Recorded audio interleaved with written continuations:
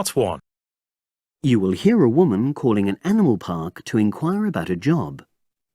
First, you have some time to look at questions 1 to 5.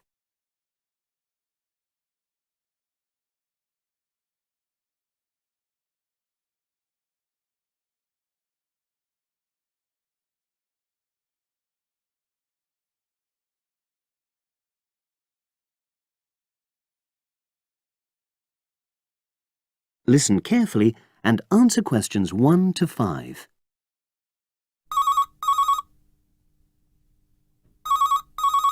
Bender's Animal Park, hello. Oh, hello. I'm ringing to ask whether you have any jobs available. What sort of work are you looking for? Is that permanent or part-time or... Actually, I'm just looking for temporary work. I'm a student. Oh, right. I'll just get a form and ask you a few questions. Then I'll pass your application on to our recruitment section. Is that okay? Fine, thank you. So, starting with your name. It's Jane Lammerton. Is that Lammerton? There's only one M in it. Oh, right. And your address? It's 42 West Lane. Right. And is that in Exeter? Yes. Okay. And can you give me your mobile phone number? 07792 430 921. Right. Now, the next thing is, when are you available to start work? I finish college on the 8th of June. That's in 3 weeks' time. But I can't start work till the 11th because I've got a hospital appointment on the 10th of June. No problem. Now, I need to ask you a few questions about the type of job that might be suitable. Do you have any particular kind of work in mind? It doesn't necessarily mean that you will get work in the field that you want, but I can record your preferences. Well, I'd do anything. And I have worked as an assistant animal keeper before, when I was still at school. But I'm studying at a catering college now, and I'd really like to get some experience as an assistant cook if possible. Right. So that's your first choice. Have you done that kind of job before? No, but I've helped my aunt sometimes. She runs a cafe in Exeter. Would you say you've got any relevant skills then? Well, I'm used to using the kind of equipment you usually find in a kitchen. Before you hear the rest of the conversation, you have some time to look at questions 6 to 10.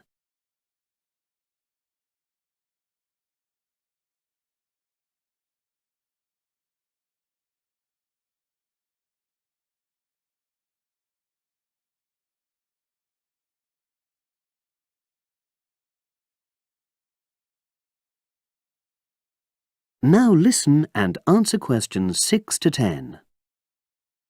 Okay. And I know you're still studying, but do you already have any qualifications related to that kind of work? A hygiene qualification, for example? I haven't, no, but I've got a certificate in food handling. I did it before I decided to become a full-time student. Fine. Okay. That means you wouldn't need any specific training if you did get the kind of work you wanted. But you'd have to do a short course on first aid. All our new employees do that. It just takes half a day, and most people find it generally useful. Oh, yes, I'm sure it is.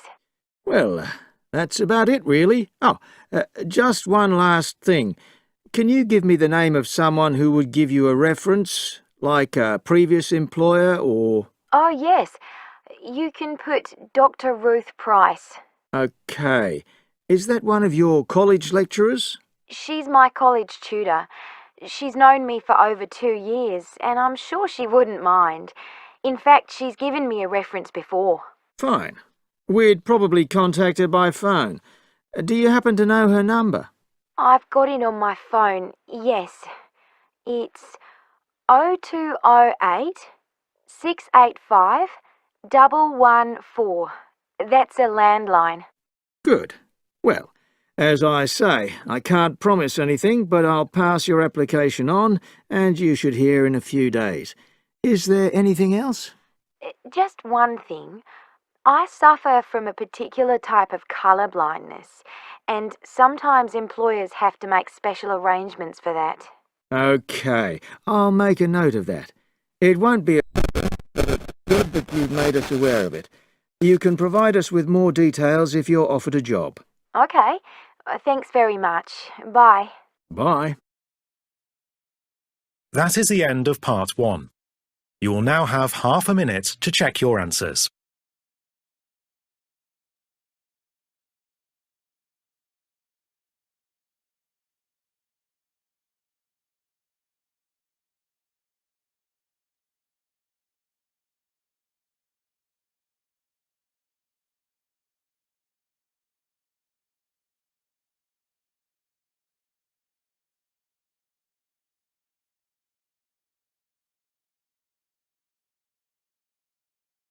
Part 2. You hear a club leader giving information to a group of young people who are planning to do a 2-week holiday course at the Tamerton Centre.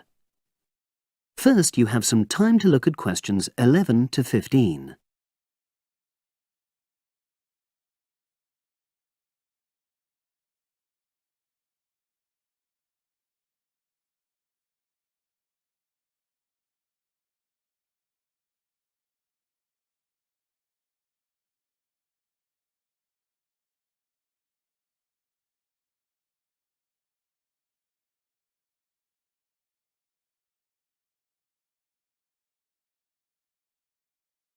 Now listen and answer questions 11 to 15. Hello, everyone. I've been asked to talk to you this afternoon about next month's trip to Tamerton Study Center for the 2-week course. Now, some of the things I'm going to say you may have already heard or read about, but I think it's important to emphasize a few key points. First of all, it's worth reminding you why Tamerton was set up in the first place, in the late 1960s. That was really before all the concern with preserving the environment, which everyone talks about these days. The idea was simply to get people out of the cities and into the country and to find out that just being outdoors can be very rewarding. This is not going to be a holiday in the usual sense. It's called an adventure course because you'll really be stretched to your limits, but that in itself can be a positive thing. The group I took last year, for example, said that although they actually felt pretty weak and exhausted all the time, it really made them learn a lot about themselves and increased their confidence. And in the end, that's the most important thing. Now, all of you knew about policies at Tamerton before you signed up for it, so you know that in many ways it's quite old-fashioned. You don't have a lot of choice in what you do. But something which I think makes the place so special is that you get to try so many different things every day. For instance, one day you'll do climbing, and the next you'll be surveying rock pools. It's not intended that you become an expert in any of them. It's more like a taster, which you can follow up if you want. And there isn't a lot of free time. Organized activities and talks, etc., go on until 9 p.m., and lights go out at 11 p.m. There are table tennis tables with all the equipment and board games, though I have to say the pieces often go missing, so it's a good idea to take your own. There's a DVD player with a good selection of films suitable for this age group, so don't take yours. Bedtime at 11 p.m. is strictly enforced, and there's a good reason for this. You're all under 18, and we organizers need to know that all group members are accounted for in the house as we close for the night. And of course, you'll be so exhausted anyway that you'll be too sleepy to want to cause any trouble. Now you have some time to look at questions 16 to 20.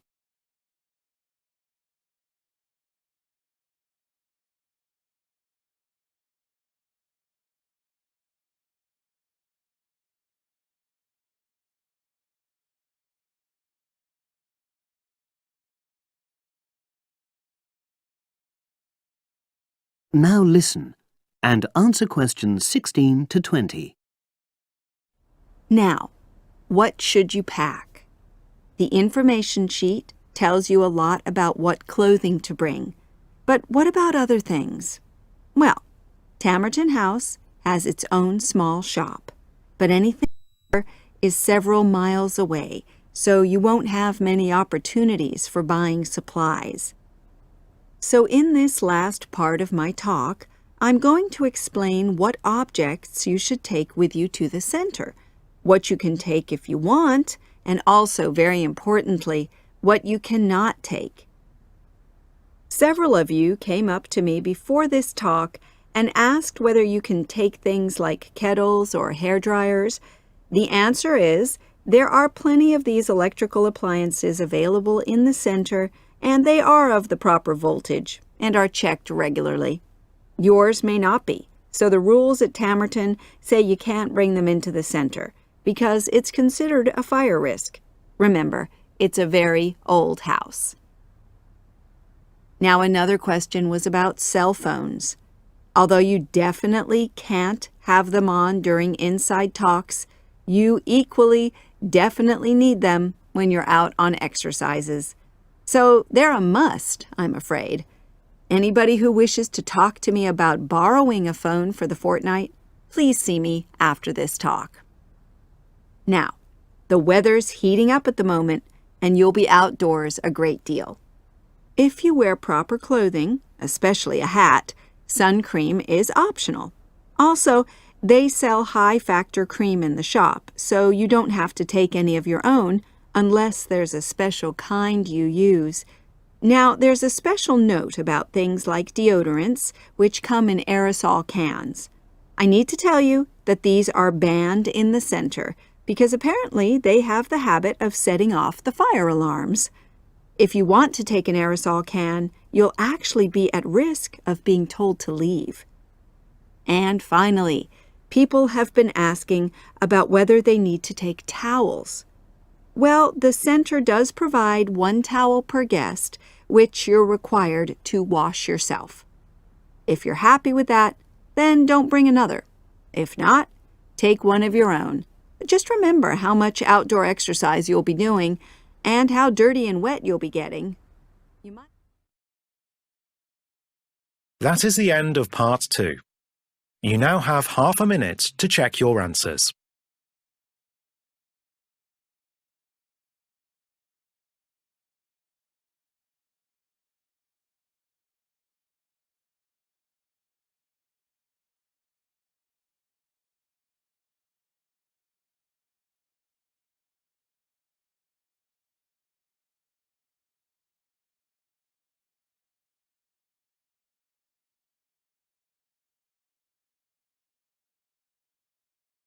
Part 3. You will hear a trainee teacher called Eve talking to her university tutor about her preparations for teaching practice. Before you listen, you have some time to look at questions 21 to 25.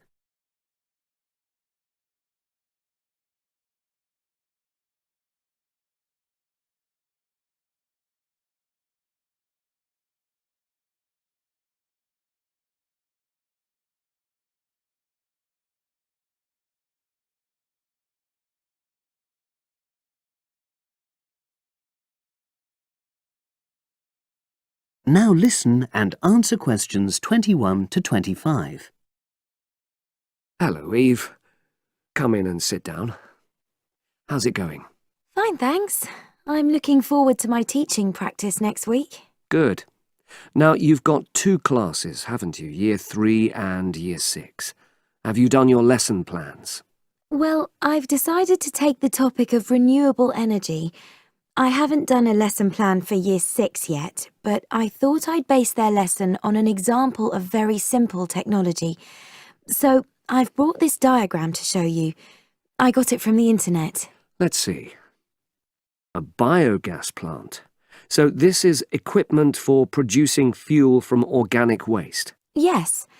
The smaller container on the left is where you put the waste you've collected. Right, and from there it's piped into the larger tank. That's right. and that's slurry on the base of the larger tank. Right. And what exactly is slurry? It's a mixture of organic waste and water. So is that pipe at the bottom where the water comes in? Yes, it is.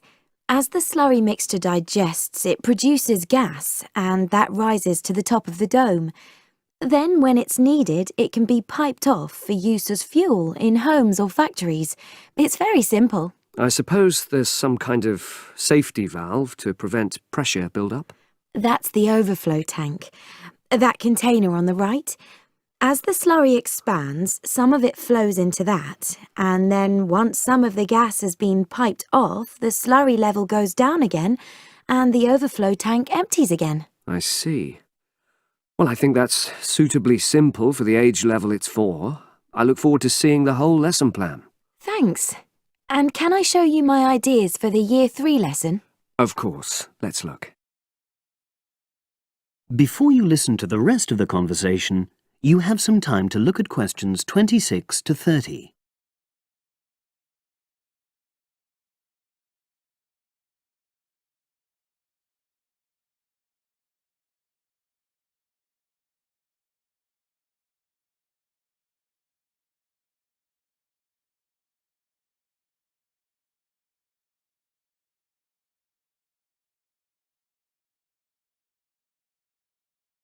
Now listen and answer questions 26 to 30. I thought I'd introduce the topic by writing the word energy on the board and reinforcing the spelling and the pronunciation. Then I'll do a little mime, run on the spot or something, to convey the sense. I'd keep it brief at this stage. Yes, I will. Then I'll wipe the word off and write the question, where does energy come from? And see what the pupils come up with. Fine. I'd suggest that you just brainstorm at this stage and don't reject any of their suggestions. Yes, that's what I was going to do. Then I've produced a set of simple statements like energy makes cars move along the road and energy makes our bodies grow. There are 8 altogether. Are you going to give them out as a handout or write them up on the board? First, them up on the board, and then I'll read them out loud. And I'll get the pupils to copy them out in their notebooks. I'll also ask them to think up one more similar statement by themselves and add it to the list. Good idea. After that, I thought I'd vary things a bit by sticking some pictures up of things like the sun and plants and food and petrol and a running child. And I'll get the pupils to work out what order the pictures should come in terms of the energy chain. I think that's a very good idea. You could move the pictures around as the pupils give you directions. Yes, I think they'd enjoy that. And to finish off, I've made a gap fill exercise to give out. They'll be doing that individually, and while they're writing, I'll walk round and check their work. Good. And have you worked out the timing of all that? It'll probably take you right through to the end of the lesson. That is the end of part 3. You now have half a minute to check your answers.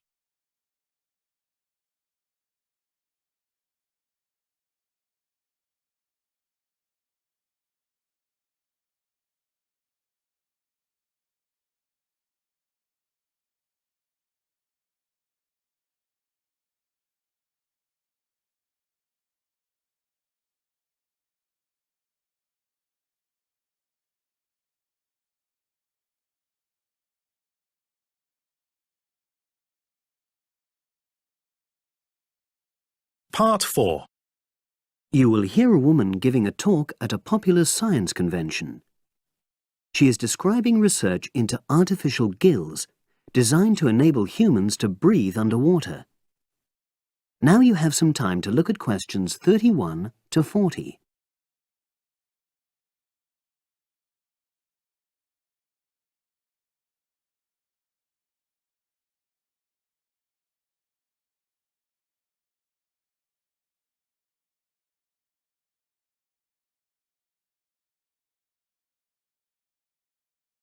Now listen and answer questions 31 to 40. In my talk today, I'll be exploring the idea of artificial gills.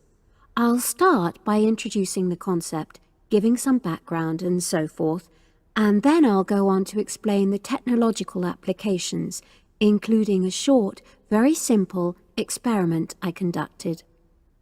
Starting with the background. As everyone knows, all living creatures need oxygen to live. Mammals take in oxygen from the atmosphere by using their lungs, and fishes take oxygen from water by means of their gills, which of course in most fishes are located either side of their head. But human beings have always dreamt of being able to swim underwater like the fishes, breathing without the help of oxygen tanks.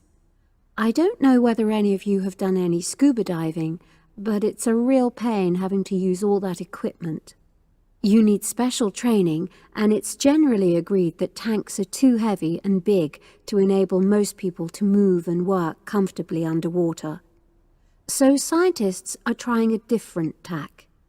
Rather than humans carrying an oxygen supply as they go underwater, wouldn't it be possible to extract oxygen in situ, that is, directly from the water while swimming?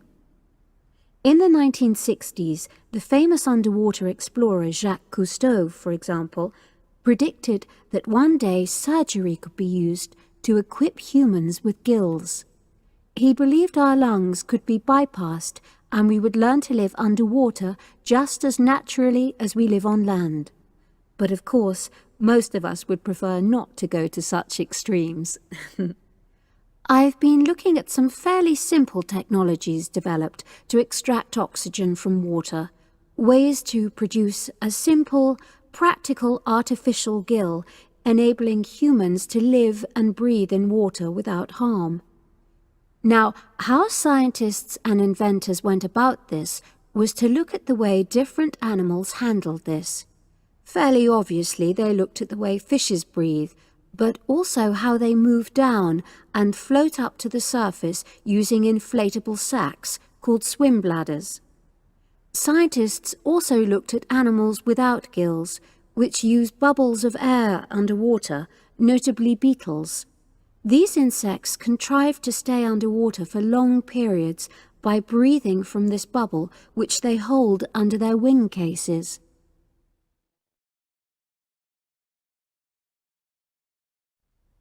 By looking at these animal adaptations, inventors began to come up with their own artificial gills. Now, making a crude gill is actually rather easy, more straightforward.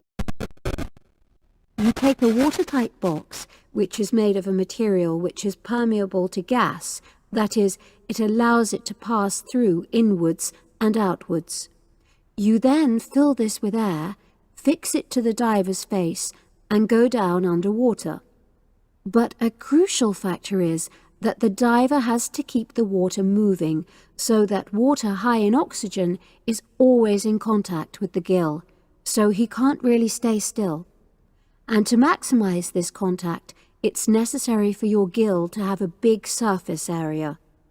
Different gill designers have addressed this problem in different ways, but many choose to use a network or lattice arrangement of tiny tubes as part of their artificial gills.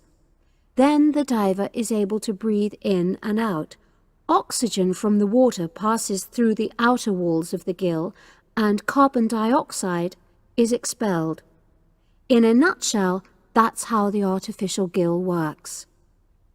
So, having read about these simple gill mechanisms, I decided to create my own. I followed the procedure I've just described, and it worked pretty well when I tried it out in the swimming pool. I lasted underwater for nearly 40 minutes. However, I've read about other people breathing through their gill for several hours. So the basic idea works well, but the real limitation is that these simple gills don't work as the diver descends to any great depth, because the pressure builds and a whole different set of problems are caused by that. Research is being done into how these problems might be overcome, but that's another story, which has to be a subject of another talk. Despite this serious limitation, many people have high hopes for the artificial gill, and they think it might have applications beyond simply enabling an individual to stay underwater for a length of time. For example, the same technology might be used to provide oxygen for submarines, enabling them to stay submerged for months on end without resorting to potentially dangerous technologies such as nuclear power. Another idea is to use oxygen derived from the water as energy for fuel cells. These could power machinery underwater, such as robotic devices. So, in my view, this is an area of technology with great potential. Now, if anyone has any questions, I'd be happy to answer. Yes, lady at the... That is the end of part 4. You now have half a minute to check your answers.